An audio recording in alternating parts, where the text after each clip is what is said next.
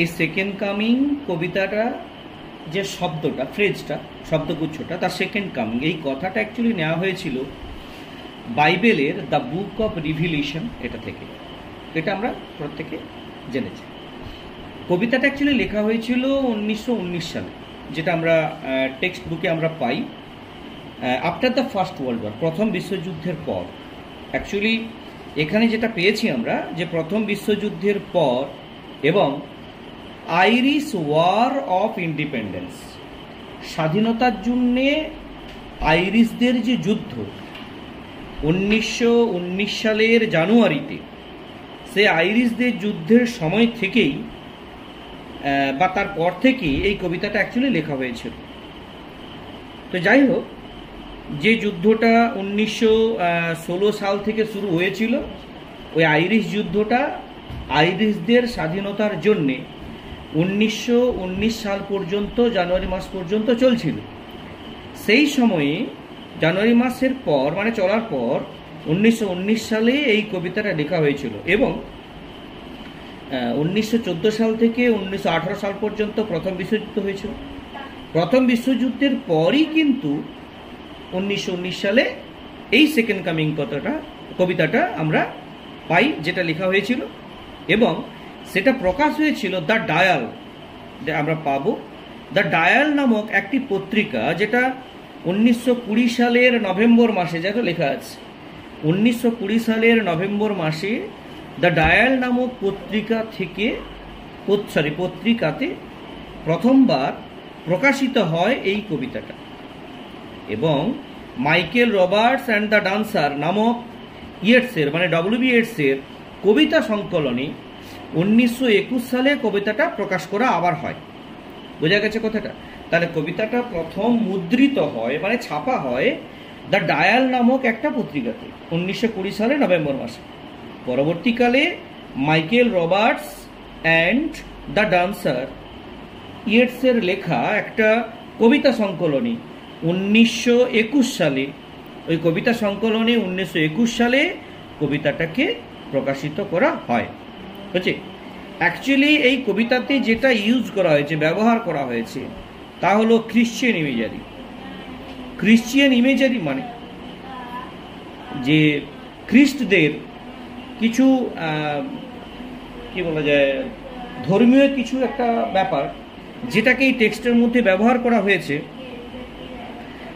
যেটাতে দেখানো হয় যে ইউরোপে যুদ্ধের পর পরিস্থিতিটা এমন কিছু হয়েছিল, কারণ ইউরোপটা হচ্ছে টোটালটাই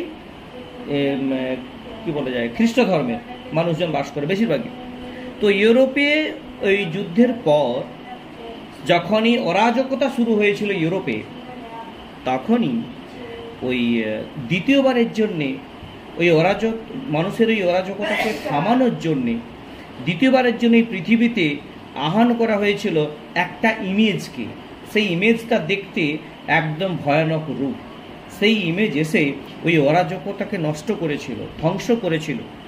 যার কারণে এখানেও কবিতাটা সেটাই বলা হয়েছে যে 1918 সাল পর্যন্ত, ফার্স্ট ওয়ার্ল্ড ওয়ারের পর যে অরাজকতা শুরু হয়েছিল, সেই অরাজকতায় মানুষজন এতটাই বিশেষভাবে নিজেকে এক জায়গাতে সংকুচিত করে রেখেছিল, অরাজকতার বিরুদ্ধে মুখ উঁচিয়ে দাঁড়াতে পারছিল না।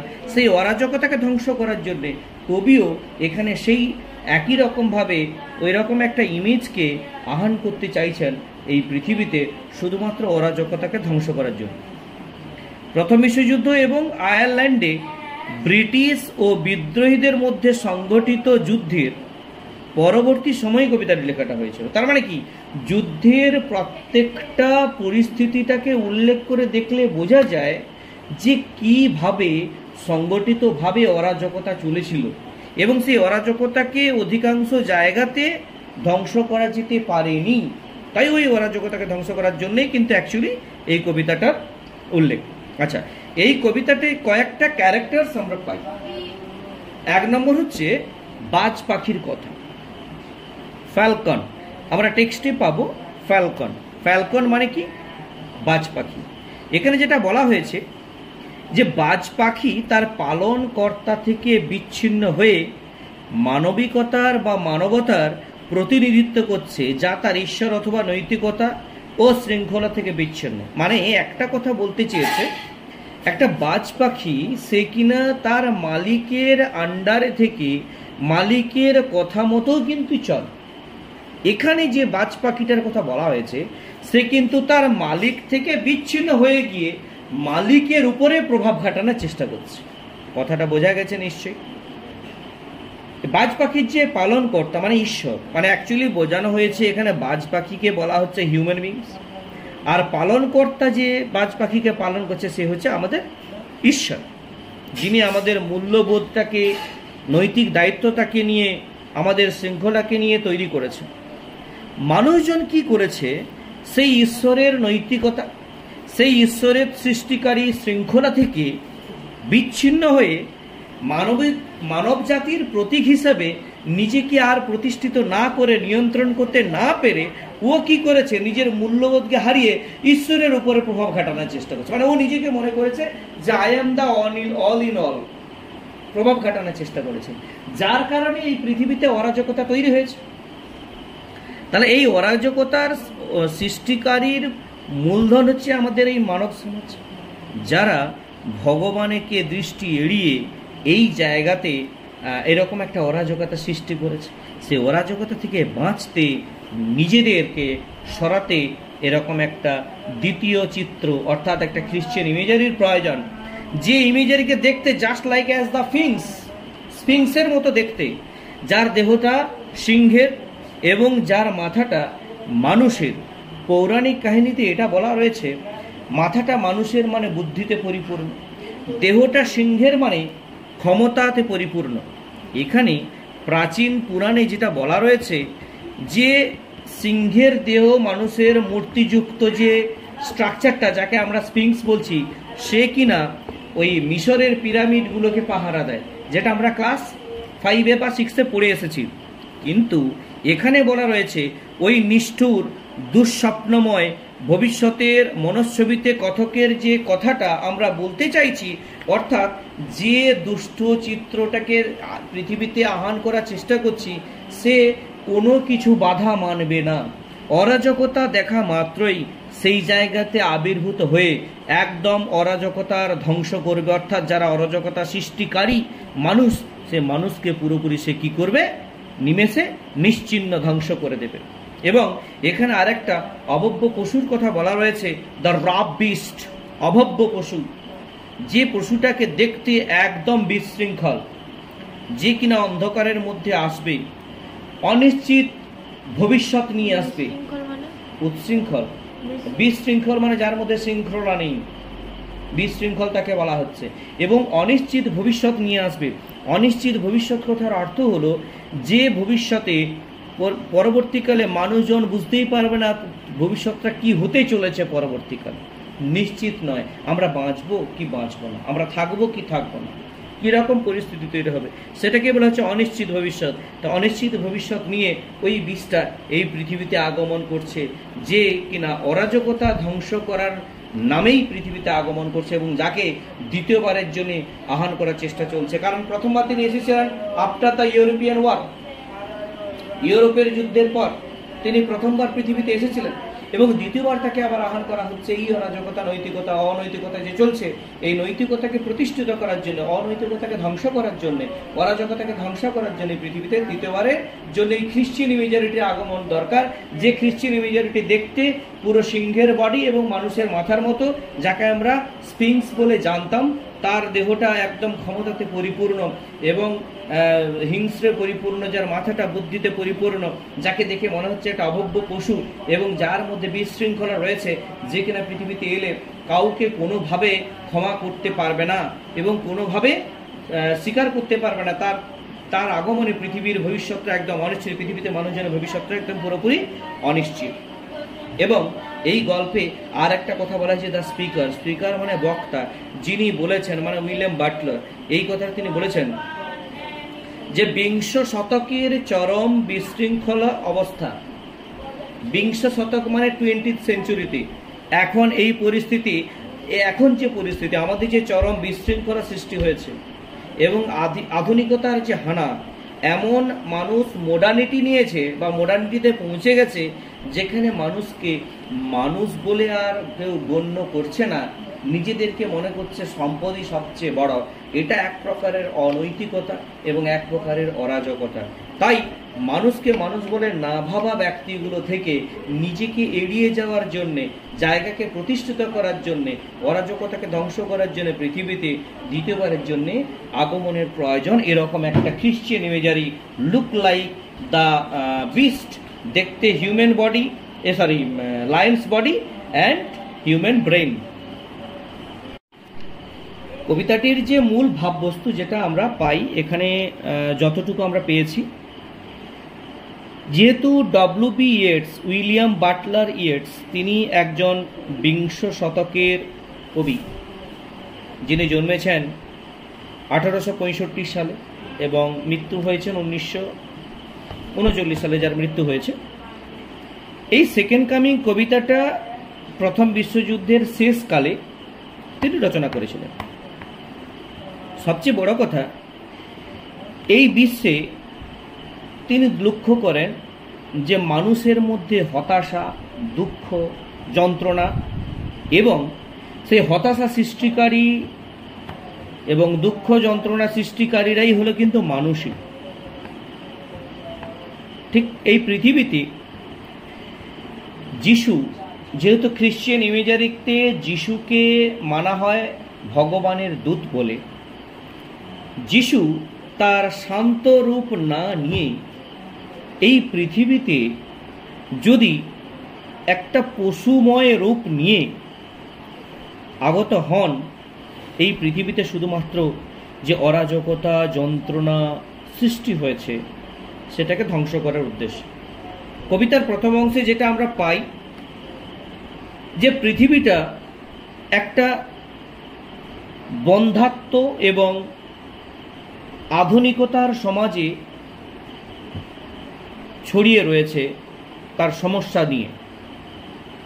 মানুষের মনে হতাশাগ্রস্ত এবং আধুনিকতার মধ্যে থেকেও মানুষজন নৈতিকতা, আধ্যাত্মিকতা এসব থেকে তার মূল্যবোধ হারিয়েছে এবং মানুষজন দেখেছে আইন শৃঙ্খলার প্রতি কোনো তাদের শ্রদ্ধা নেই। এখানে আমরা দেখতে পাই যে নিরপরাধ ব্যক্তিগুলোকে হত্যা করা হচ্ছে এবং দুষ্ট, খারাপ, মন্দ সেই সমস্ত ব্যক্তিদেরকে পুজো করা হচ্ছে।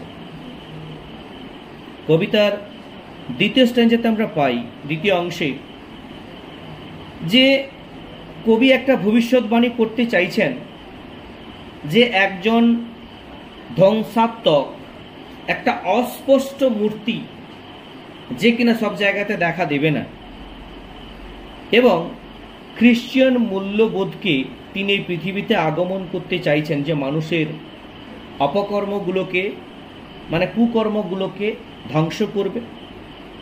তিনি মনে করেছেন যে মরুভূমির স্ফিংসের আকারে এক দৈত্যের মতন বিশালাকার একটা শক্তি তৈরি করেছে, যার দৃষ্টি মরুভূমির সূর্যের মতো শূন্য এবং নির্দয়, যে এতটাই নির্দয় হবে যে পৃথিবীতে অরাজকতা সৃষ্টিকারী মানুষজনকে একটুকুও ক্ষমা করবে না।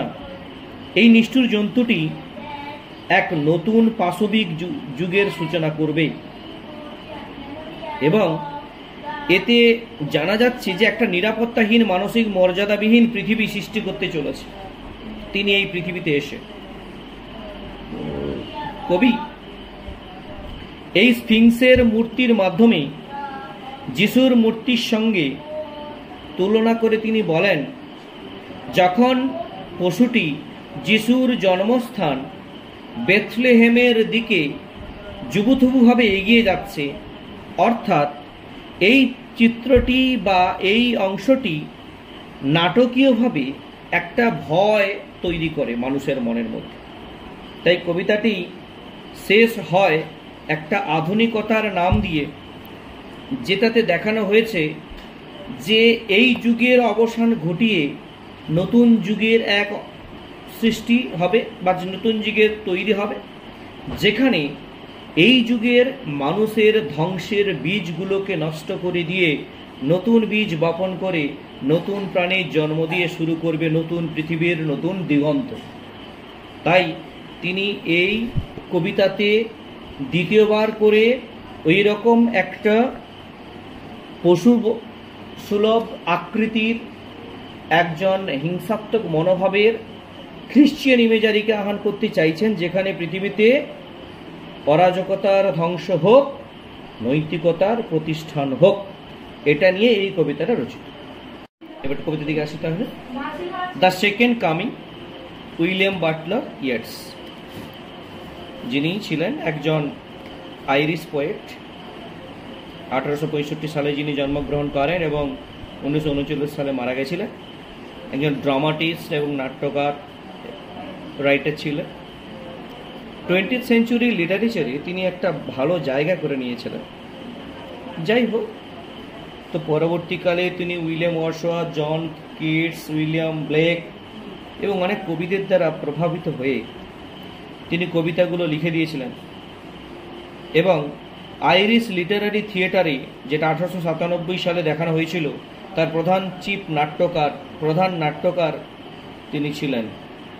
এবং এই কবিতা চলাকালীন, পরবর্তীকালে এই সমস্ত লেখাকালীন তিনি সবচেয়ে ইয়াঙ্গার পোয়েট বলে খ্যাতি লাভ করেছিলেন এজরা পাউন্ড নামক লেখার ক্ষেত্রে। তো যাই হোক, আমরা এই কবিতা সম্পর্কে এবার ঢুকি। কবিতাতে প্রথমেই বলা রয়েছে, turning and turning in the widening gyre. Turning and turning মানে, টার্নিং কথার অর্থ হলো চক্রাকারে ঘোরা, ওয়াইডেনিং মানে হলো চওড়া করা, মানে যাকে ব্রডেনিং বা এক্সপান্ডিং বলা হচ্ছে। জায়ার মানে আবর্তন, মোশন, গতি, স্পাইরাল মোশন। এখানে একটু ওয়াইডেনিং জায়ার সম্পর্কে তোমাকে একটু বলি। জায়ার হলো একটা ঘূর্ণিঝড় বা ঘূর্ণিঝড়ের মতো। কিরকম? যে ঘূর্ণিঝড় প্রথমে ছোট থেকে শুরু হয়, শুরু হতে হতে বড় হতে তার আশেপাশে যা কিছু থাকে সব কিছুকে কিন্তু গ্রাস করে নেয়। তাই এই ক্রমবর্ধমান ঝড়ের প্রতিনিধিত্ব। ক্রমবর্ধমান মানে কি? প্রথমে তো শুরু হচ্ছে, তারপর তো বড় আকৃতি ধারণ করছে, তার ক্রমে বর্ধমান মানে বৃদ্ধি পাচ্ছে। তাই ক্রমবর্ধমান ঝড়ের প্রতিনিধিত্ব করে, যা বড় এবং আরও শক্তিশালী হয় এবং সভ্যতার ধ্বংসের বিপদ সংকেত জানায়। তাহলে প্রথমে যে অরাজকতা সৃষ্টি করেছিল, পরবর্তীকালে অরাজকতার পরিমাণটা আরও বাড়ছে, যার কারণে ওই অরাজকতা এতটাই বেড়ে যাচ্ছে, সেখানে মনে হচ্ছে যে পৃথিবীতে ধ্বংসের আরেক পরিস্থিতি ঘটতে চলেছে। তাই বলছে turning and turning in the widening জয়ার, ওই বিস্তৃত আবর্তনের মাধ্যমে ঘুরতে ঘুরতে দ্য ফ্যালকন, ফ্যালকন মানে বাজ পাখিটি, ক্যান নট হিয়ার দ্য ফ্যালকনার, তার মালিকের কথাটা কোনোভাবে শুনছে না। ফ্যালকন হলো এখানে একটা পাখি, যাকে তুলনা করা হয়েছে কমন পিপুলদের সাথে। এখানে কমন পিপুল মিনস ফ্যালকন। এই কমন পিপুলদের সঙ্গে ফ্যালকনের কেন তুলনা করা হয়েছে? না, এই কমন পিপুলরা ট্রেডিশনালি, ঐতিহ্যপূর্ণভাবে তার সুপিরিয়রের কোনো অর্ডার মানছে না। সুপিরিয়র মিনস দ্য ফ্যালকনার, যাকে এখানে দেখানো হয়েছে দ্য ওল্ড আর্টিস্টিক্রেসি বা old aristocracy, societies natural ruler and the authority that once in control, এবং যে কিনা হিউম্যান ওয়ার্ল্ডটাকে কন্ট্রোল করে। দ্যাট মিনস, এখানে দ্যাট মিনস কার কথা বলা হয়েছে? দ্য গড, ভগবান। ফ্যালকনের যে দেখাশোনা করছে তাকে বলা হচ্ছে ফ্যালকনার। তাহলে ফ্যালকন, যদি আমরা মানুষজনকে ফ্যালকনের সাথে তুলনা করি, তাহলে মানুষজনকে কন্ট্রোল করছে কে? গড, ভগবান। তাই ভগবানের সঙ্গে তুলনা করা হয়েছে ফ্যালকনারকে। তার মানে ভগবানের কথাও ফ্যালকন কিন্তু শুনছে না। তাই বলছে falcon cannot hear the falconer. Falcon ফ্যালকনারের কথা শুনছে না, তার মালিকের কথা শুনছে না। তাই বলছে থিংস ফল অ্যাপার্ট, সব কিছুই কিন্তু ভেঙে আলাদা হয়ে যায়। কেন আলাদা হয়ে যায়? যার একটাই কারণ, যখন কোনো সুপিরিয়র ব্যক্তির কথা কোনো জুনিয়র ব্যক্তি না শুনে ধীরে ধীরে তার মধ্যে এতটাই অহংকার বোধ বেড়ে যায়, যার কারণে সে কি করে একটা ধ্বংসের দিকে পতিত হয়, যার কারণে সব কিছুই যেন ভেঙে টুকরো টুকরো হয়ে যায়। তাই বলছে the things fall apart, the centre can not hold. Centre মানে কেন্দ্র, কেন্দ্র মানে এই যে কেন্দ্রটা যে কিনা কন্ট্রোল করে রেখেছে, এই সেন্টারটাকে কেন্দ্রটাকে কোনোভাবে ধরে রাখা যেতে পারছে না, ধরে রাখতে পারছে না। মানে অরাজকতা যেখানে অল্প পরিমাণ শুরু হয়েছিল, এই অরাজকতাকে ধরে রাখতে পারছে না। এ পর পর চারিদিকে অরাজকতা বেড়েই চলছে, বেড়েই চলছে।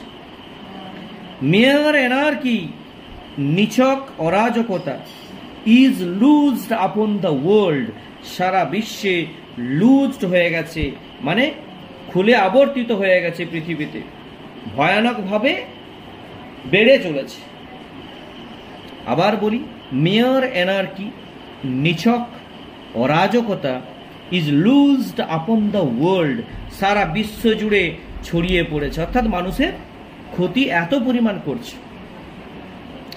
The blood dimmed tide is loosed, blood dimmed মানে রক্তে মাখা, টাইড বন্যা, ইজ লুজড, চারিদিকে যেন রক্তের বন্যা বইছে। রক্ত মাখা টাইড জোয়ার ইজ লুজড, আলগা হয়ে গেছে। রক্তে মাখা জোয়ার আলগা মানে রক্তের বন্যা বইছে চারিদিকে। অ্যান্ড এভরিওয়্যার, এবং প্রত্যেক জায়গায়। The ceremony of innocence is drowned, এখানে সেরিমনি অফ ইনোসেন্স মানে পবিত্রতার অনুষ্ঠান, ইনোসেন্স মানে পবিত্রতা, আর সেরিমনি মানে অনুষ্ঠান, তারে পবিত্রতার অনুষ্ঠান ধীরে ধীরে ডুবে যাচ্ছে, মানে পবিত্রতার অনুষ্ঠানগুলিকে বন্ধ করে দেওয়া হচ্ছে, ধ্বংসের পথে পরিচালিত করে দেওয়া হচ্ছে। The best lack all convictions, best মানে সবচেয়ে পবিত্রবান লোকেদের মধ্যে ল্যাক অভাববোধ হচ্ছে কি না, অল কনভিকশন, পুরো দৃঢ় বিশ্বাসে। তাহলে প্রত্যেকটা পবিত্রবান লোকেদের মধ্যে দৃঢ় বিশ্বাসের অভাববোধ হচ্ছে। ওয়াইল, যেখানে দ্য ওর্স্ট, অত্যাধিক খারাপ ব্যক্তিরা, আর ফুল অফ প্যাশনেট ইন্টেন্সিটি, তাদের প্যাশনেট মানে আবেগবহুল তীব্রতা নিয়ে তারা কি করছে, পুরো জায়গাগুলোতে খারাপ প্রভাব ফেলে দিচ্ছে এবং অরাজকতার সৃষ্টি করছে। এই প্রথম প্যারা থেকে কোনো কিছু সমস্যা আছে কিনা বল? সিওরলি, নিশ্চিতভাবে, সাম রেভলিউশন ইজ অ্যাট হ্যান্ড, কিছু উদ্ঘাটন হাতে চলে এসেছে। উদ্ঘাটন মানে ঈশ্বরের বাণী হাতে আমরা পেয়েছি। সিওরলি, নিশ্চিতভাবে, the second coming is at hand, আমরা বুঝতে পেরেছি যে আমাদের কাছে দ্বিতীয়বারের আগমনের খবর। দ্বিতীয়বার আগমন মানে কার কথা বলা হয়েছে? জিসাস ক্রাইস্টের খবরের কথা বলা হয়েছে, আগমনের খবর। যিনি আর ওই শান্ত রূপটা নিয়ে আসবেন না, যিনি এমন একটা পশুবৎ রূপ নিয়ে আসবেন যে রূপের কোনো শেষ থাকবে না, ধ্বংসের, যিনি যে রূপটা নিয়ে আসলে শুধুমাত্র ধ্বংসকারী ছাড়া আর কিছু মনেই হবে না। দ্য সেকেন্ড কামিং, দ্বিতীয়বারের জন্য আগমন। Hardly are those words out, এই কথাগুলো বলতে শুধুমাত্র মনে হচ্ছে কষ্টকর। হার্ডলি, এখানে হার্ডলি কথার অর্থ হলো কদাচিৎ, কদাচিৎ এই কথাগুলো বলা হয়। when the vast image out of spiritus mundi, যখন এই ভাস্ট ইমেজ, বিশাল একটা চিত্র, এখানে ইমেজ মানে ওই ছায়া, স্পিরিটাস মন্ডি থেকে যখন বেরিয়ে আসবেন। আচ্ছা, এবার একটু স্পিরিটাস মন্ডি সম্পর্কে আমি একটু বলি। স্পিরিটাস মুন্ডি এই শব্দটা কথার অর্থ হলো বিশ্ব আত্মা। স্পিরিটাস মানে বলো, স্পিরিটাস মানে, স্পিরিটাস মুন্ডি মানে the spirit of the world, বিশ্বের আত্মা, বিশ্ব আত্মা বলা হচ্ছে। এটি সমগ্র মানব জাতির সমষ্টিগত চেতনা বা আত্মাকে বোঝায়। এখানে এটি বোঝানো হয়েছে যে মানবতার এই সম্মিলিত সত্তা থেকে ভালো কিছু জন্মানোর পরিবর্তে এক খ্রিস্ট বিরোধী চেতনার আবির্ভাব হবে, খ্রিস্ট বিরোধী চেতনার আবির্ভাব হবে। এটাকেই বলা হচ্ছে স্পিরিটাস মুন্ডি, যেখানে দেখানো হয়েছে এর মানে যে Mundi refers to the collective unconsciousness or world spirit. Mundi refers to the collective unconscious or world spirit as a source of inspiration, যেটা inspiration দেয়, and images that reveals a vision of rough beast. Rough beast-এর vision দেয়, slouching towards Bethlehem, symbolizing an apocalyptic event rather than a divine return. এটাকে বলা হচ্ছে স্পিরিটাস মুন্ডি। তাহলে কি বলা হচ্ছে? when a vast image, যখন একটা বিশাল আকৃতি, একটা ছায়া, প্রতিকৃতি আউট অফ স্পিরিটাস মুন্ডি, ওই স্পিরিটাস মুন্ডি থেকে বেরিয়ে আসে, ট্রাবলস মাই সাইট, আমার দৃশ্যটাকে উদ্বিগ্ন করে, আমার দৃষ্টিটাকে, দৃষ্টিসীমাটাকে উদ্বিগ্ন করে। সামহুয়ার, কোথাও কোথাও, ইন স্যান্ডস অফ ডিজার্ট, মরুভূমির বালিগুলোতে, এ শেপ অফ লায়ন বডি, সিংহের দেহের আকৃতি, and the head of a man, একজন মানুষের মাথার আকৃতি এই পৃথিবীতে ডিজার্টের কোনো বালিয়াড়িতে ঘুরে বেড়ায়। A gaze blank and pitiless as the sun, সূর্যের মতো ক্ষমাহীন এবং ফাঁকা তার দৃষ্টি। Is moving its slow thigh, তার ধীরে ধীরে এগিয়ে আসতে থাইটাকে নাচাতে নাচাতে। while all about it real shadows of the indignant desert birds, যেখানে all about it, এর সম্পর্কে সমস্ত কিছু, রিল, যেটা হচ্ছে টলমল করে বা দুলতে দুলতে আসে, শ্যাডোজ মানে তার ছায়াটি, অফ দ্য ইন্ডিগনেন্ট ডিজার্ট বার্ডস, নির্দয় মরুভূমির পাখিগুলির মতো।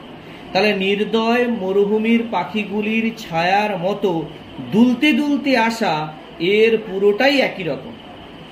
দ্য ডার্কনেস ড্রপ এগেন, অন্ধকারাচ্ছন্ন আবার পুনরায় পড়ে, মানে অন্ধকার পুনরায় ঢেকে যায়। বাট নাও, কিন্তু এখন, আই নো দ্যাট, আমি জানি যে, 20th centuries of stony sleep, 20টা বছরের, 20 সেঞ্চুরি মানে 2000 বছর, মানে 2000 বছরের এই পাথুরে ঘুম, উই আর ভেক্সড, কষ্ট পাবে, টু নাইটমেয়ার, দুঃস্বপ্নের মতো, বাই এ রকিং ক্র্যাডল, ওই দুলতে দোলা দোলা পাথরের দোলনার মতো। রকিং ক্র্যাডল মানে পাথরের দোলনার মতো দুলতে দুলতে বা পাথরের দোলনার দ্বারা দুঃস্বপ্নের দিকে ধ্বংস হয়ে যাবে এই 2000 বছরের পাথুরে ঘুম। অ্যান্ড হোয়াট রাফ বিস্ট, এবং কোন এই পশু, রাফ বিস্ট মানে, রাফ মানে কি বলেছি, নির্দয় বা নির্মম পশু। Its hour come round at last, অবশেষে এটার সময় চলে এসেছে।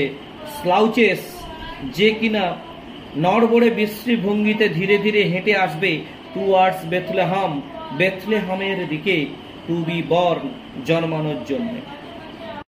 ওই যীশু খ্রিস্টের জন্মস্থানটাকে তো বেথলেহাম জায়গাটা, তো যেখানে যীশু খ্রিস্ট তার শান্ত রূপ নিয়ে জন্মেছিল, সেই জায়গাতে যীশু খ্রিস্টের আরেকবার আবর্তন চাইছেন, সেরকম শান্ত রূপ নিয়ে নয়। কিরকম রূপ নিয়ে? হিংস্র দানবাকৃতি ধ্বংসাত্মক রূপ নিয়ে। স্লাউচেস মানে ধীরে ধীরে এগিয়ে আসা, মিনিংটা চাও না কি আছে? স্লাউচেস মানে ধীরে ধীরে এগিয়ে আসা। আর রকিং ক্র্যাডল মানে পাথরের দোলনা, যেটা ধীরে ধীরে যেটা দোলে, পাথরের তো দোলনা হয়, ধীরে ধীরে দোলা। আর নাইট মেয়ার মানে দুঃস্বপ্ন। আর ভেক্সড মানে যেটা আমরা পেয়েছি, কষ্ট পাওয়া বা উত্তক্ত হওয়া। বোঝা গেছে কবিতা সম্পর্কে? এবার কিছু জানার থাকলে বলুন।